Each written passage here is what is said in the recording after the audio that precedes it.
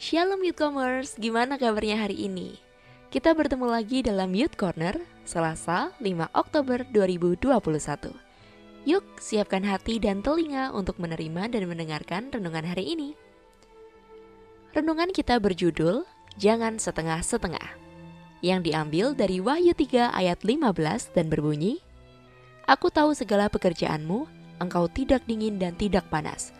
Alangkah baiknya jika engkau dingin atau panas.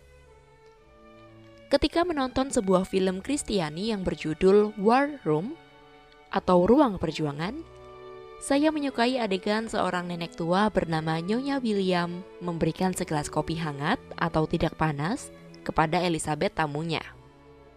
Ketika Elizabeth meminum kopi itu, ia merasa tidak enak dan berkata, "Apakah Anda suka kopi yang tidak panas?"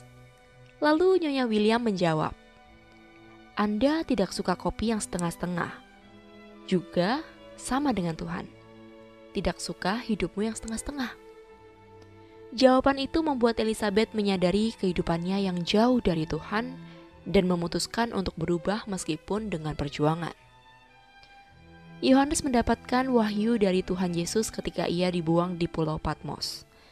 Ia diberikan wahyu untuk disampaikan kepada ketujuh jemaat Tuhan yang ada di Asia Kecil, salah satunya jemaat di Laodikia. Tuhan menegur jemaat di Laodikia yang hidupnya suam-suam kuku, tidak panas ataupun dingin, dan sebagai konsekuensinya, Tuhan memuntahkan mereka dari mulutnya. Seperti tertulis pada ayat 16. Tuhan tidak membuang atau membiarkan mereka, tetapi Tuhan tidak suka perbuatan mereka, dan ia ingin mereka bertobat, seperti yang tertulis pada ayat 19. Tuhan tidak pernah membuang orang-orang yang suam-suam kuku untuk selamanya. Tuhan akan menegur mereka yang hidupnya setengah-setengah untuk Tuhan. Ia menganugerahkan rahmat bagi mereka yang mau menerimanya dan datang kembali kepadanya. Mungkin tanpa kita sadari, segala aktivitas kita yang padat di sekolah, rumah tangga, tempat kerja, toko, perusahaan atau gereja kita membuat hidup kita yang dahulunya panas jadi suam-suam kuku. Tuhan selalu menanti kita yang mau kembali sungguh-sungguh kepadanya. Perbaharuilah komitmen kamu kepada Tuhan setiap hari, supaya hidup kamu gak suam-suam. Youthcomers, lewat renungan ini kita tuh harus belajar ya untuk tegas sama diri sendiri. Ketika kita sudah berani melangkah ke suatu hal, maka kita harus siap bertanggung jawab secara sepenuhnya. Jangan sampai di tengah-tengah kita jadi gak konsisten, komitmen mulai luntur. Alhasil ya gitu deh, kerjainnya setengah-setengah, gak sepenuh hati. Ini sangat mungkin loh terjadi, termasuk dalam pelayanan kita juga.